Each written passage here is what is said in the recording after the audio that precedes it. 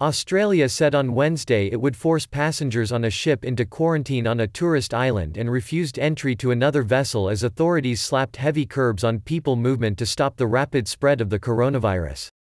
Both ships are currently off the coast of Western Australia, where the state government was desperate to avoid repeating an incident on the other side of the country where 2,700 cruise passengers entered Sydney without health checks, including more than 130 who had the virus. The MV Artania, owned by Germany's Phoenix Risen, was scheduled to dock in Perth and called ahead for medical assistance after 25 of its 800 passengers reported respiratory problems, the West Australian state government said. The authorities refused to let it dock and sent local health professionals onto the ship, which had no Australians on board, for checks. Another cruise ship, the Vasco da Gama, was due in Perth on Friday with 800 Australians and 109 New Zealanders on board.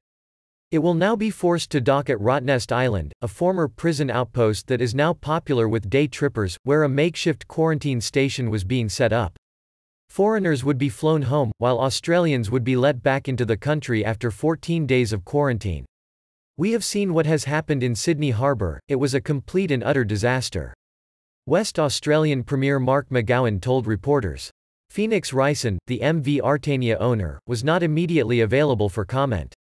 Australians are now adjusting to life under extraordinary restrictions intended to stop the spread of the illness that has so far infected about 2,500 people and killed 8 nationally, including 1 passenger from the Ruby Princess cruise, owned by Carnival Corp (CCL-N), which docked in Sydney. The federal government on Wednesday limited wedding gatherings to 5 people and funerals to 10 and ordered beauty clinics, gyms, pubs and food court dining areas to close.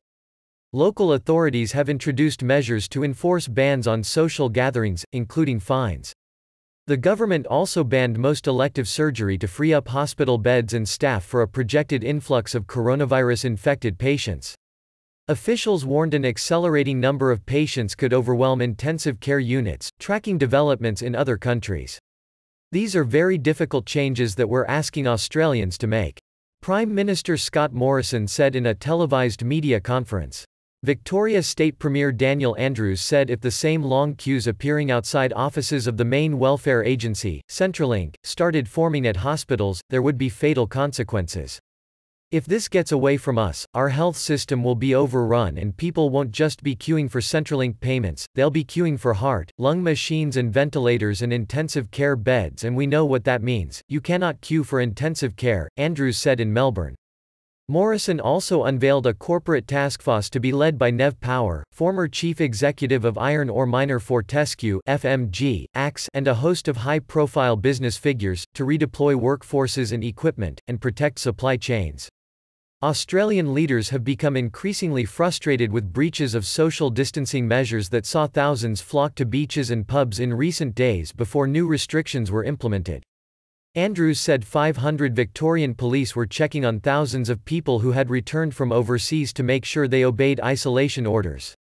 In neighbouring New South Wales (NSW) state, police will fine individuals $1,000 ($604) for breaching social distancing rules that include limits of 10 people in outside gatherings, spaced 1.5 metres apart.